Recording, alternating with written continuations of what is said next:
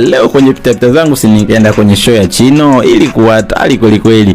Leo kwenye dakika moja na kuletea historia ya msanii maarufu Chino Kid. Majina halisi ni Isaya Michael Mtambo, mzaliwa wa Novemba 24 mwaka 1996 huko Ifakara mkoani Morogoro. Chino alianza safari yake ya burudani kama mchezaji dance, kimombo tunaita choreographer, na hii ni kabla yeye kuingia kwenye muziki. Alifanya dance na wasanii maarufu kama Rich Mavoko na Mario, na ndipo akaweza kupata uzoefu mwingi wa uchezaji wa jukwani. Alibadili mwelekeo wake na kuanza rasmi muziki, ambapo mwaka 2022 alianza kutengeneza nyimbo zake mwenyewe kama Sinam Sauce na Zuma, na ndipo ziliweza kumfanya watu wengi kuweza kumtambua na kuenea zaidi. Muziki wake una mchanganyiko wa mapiano, bongo flavor na afrobeat, ukilenga sana vichekesho vya kucheza na beat kali zinazovutia vijana.